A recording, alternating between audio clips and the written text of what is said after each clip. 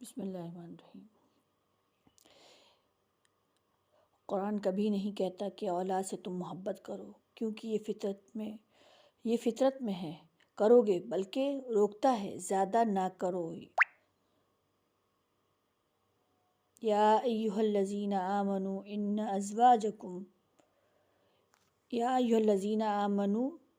ان من ازواجکم و اولادکم عدو لکم فاحذروہ وان تعفوا وتصفحوا وتغفروا فإن اللہ غفور رحیم۔ یعنی ایمان والو، بے شک تمہاری ازواج، تمہاری اولاد تمہاری دشمن ہے، فاحذروہ، ان کو چھوڑ دو، فإن تعفوا، ان کو درگزر کرو، وتصفحوا، ان کی اصلاح کرو، وتغفروا، اور تم ان کو معاف کر دو، فإن اللہ غفور رحیم، بے شک اللہ تعالیٰ بخشنے والا اور رحم کرنے والا ہے۔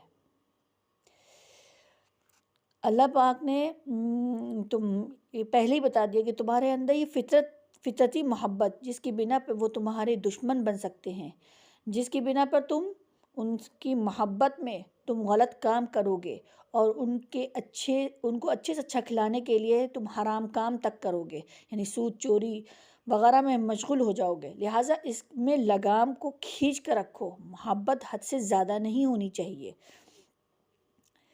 اور اسی کے برعکس والدین سے محبت کرو۔ قرآن کریم میں والدین سے محبت کا حکم دیا گیا ہے، یعنی محبت ایسی کہ اگر وہ دنیا میں ہے تب بھی ان سے محبت کرنا ہے، اور دنیا سے اگر رخصت ہو گئے ہیں تب بھی ان سے محبت کرنا ہے۔ کس طرح؟ رب ارحمہما کما ربیانی صغیرا، مسلسل ان کے حق میں دعا کرتے رہنا ہے اور دعائے مغفرت کرتے رہنا ہے، اور اپنے والدین کے حق میں صدقہ جاریہ بنو، نہ کہ ان کو تکلیف پہنچاؤ اور نہ کہ ان کے لیے جو ہے عذاب کا سبب بنو۔ اللہ پاک نے قرآن کریم میں دوسری جگہ پہ ارشاد فرمایا ہے، یوصیکم اللہ فی اولادکم للذکر مثل حظ الانثیین فإن کن نساء فوق اثنتین فلہن ثلث ما ترک وإن کانت واحدۃ فلہا نصف۔ اللہ تعالیٰ یہاں پہ ارشاد فرماتا ہے، یوصیکم اللہ تعالیٰ تم کو حکم کرتا ہے تمہاری اولاد، یعنی اولاد کے بارے میں، یعنی میراث کے تقسیم کرنے کے بارے میں، وہ یہ کہ لڑکے کا حصہ 2 لڑکیوں کے برابر ہے، یعنی ایک لڑکا ایک لڑکی ہے تو ایک ہوں یا کئی ہوں، ملی جلی ہوں، تو ان کے حصوں میں باہم نسبت ہوگی کہ ہر ایک لڑکے کو دوہرا اور لڑکی کو اکیرا، یعنی کہ اکیرا ملے گا۔ اور جو یعنی اس کی مثال اس طرح سے دے سکتے ہیں کہ اگر لڑکی کو جو ہے 50 پیسے ملے تو لڑکے کو 1 روپیہ ملے گا۔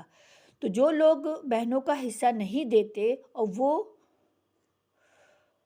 جو لوگ بہنوں کا حصہ نہیں دیتے ہیں، وہ یہ سمجھ کے بادل ناخواستہ شرمسار معاف کر دیتی ہیں کہ ملنے والا تو ہے نہیں، اور تو کیوں نہ بھائیوں سے برائی نہ لی جائے، ایسے بہتر ہے کہ معاف کر دو۔ ایسی معافی شرعاً معافی نہیں ہوتی، ان کا حق بھائیوں کے ذمے واجب رہتا ہے۔ یہ میراث دبانے والے سخت گنہگار ہیں، ان میں بعض بچیاں نابالغ بھی ہوتی ہیں، ان کے حصہ نہ دینا دوہرا گناہ ہے۔ ایک گناہ تو وارث شرعی کے حصے کو دبانے کا ہے، اور دوسرا یتیم کے مال کو کھانے کا ہے۔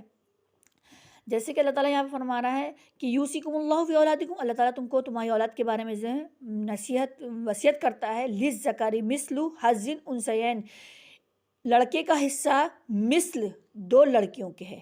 جیسے میں نے آپ کو بتایا کہ 2 لڑکیوں کے، اگر 2 لڑکیوں کا جو حصہ آ رہا ہے تو 2 لڑکیوں کا جو حصہ آ رہا ہے اس کے مثل 1 لڑکے کا ہے۔ فإن کن نساء، اور اگر عورتیں فوق اثنتین، اگر عورتیں یا لڑکیاں، عورتوں میں سے مراد یہاں پر بہنیں بھی آ سکتی ہیں اور بیٹیاں بھی آ سکتی ہیں، تو ظاہر سی بات ہے اگر اولاد نہیں ہے تو بہنیں آئیں گی۔ فإن کن نساء، اگر عورتیں 2 سے اوپر ہیں، فلہن ثلث ما ترک، تو ہر ایک کے لیے 2 ثلث ہوگا، یعنی کہ مال کا 2/3 حصہ دیا جائے گا، باقی फ़इन कानत वाहिदतन फलाहा निस्फ़ु, और अगर एक लड़की है तो एक लड़की है तो उसके लिए आधा हिस्सा होगा माल का।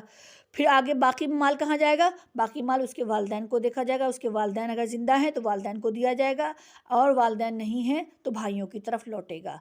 वली अबवैहि लिकुल्लि वाहिदिन मिनहुमा सुदुस, अगर उसके वालिदैन हैं तो हर एक को माल का सुदुस हिस्सा मिलेगा, मिम्मा तरक, जो छोड़ा है। इन कानत लहू वलदुन, और अगर लड़का है तो सुदुस मिलेगा, और अगर लड़का नहीं है फ़इन काना फ़इन लम यकुन लहू वलदुन ववरिसहु अबवाहु फलिउम्मिहि सुलुस, और अगर लड़का नहीं है तो उसके वारिसीन में से उसकी वालिद को सुदुस मिलेगा, उसकी माँ को सुलुस मिलेगा। फ़इन काना लहू इख्वतुन फलिउम्मिहि, और अगर उसके भाई हैं तो उसकी माँ को सुदुस मिलेगा, मिन बादी, बाद वसीयत के, जो उसने मैयत ने वसीयत की होगी या उसके कर्ज़ा अदा करने के बाद।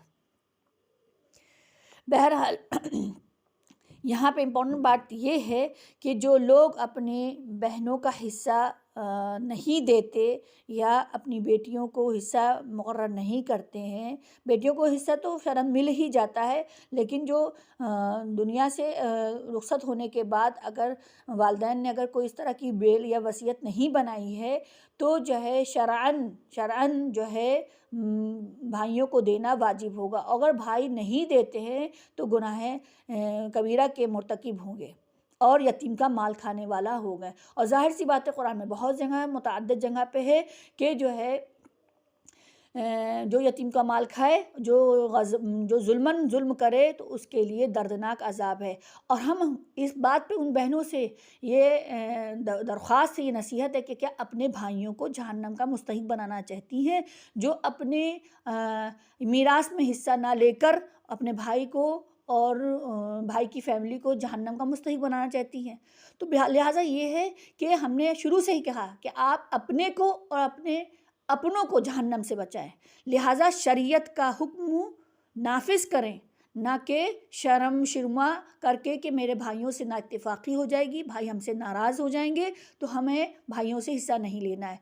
भाइयों के घर का पानी हराम, जो अपनी बहनों को खाना ना दे, मीरास में हिस्सा ना दे, उनके घर की खाना हराम है। हत्ता कि जो है जो भी वो करते हैं वो एक हराम काम कर रहे हैं। हराम काम करने वालों को जहन्नम की वईदें कुरान मजीद में आई हैं।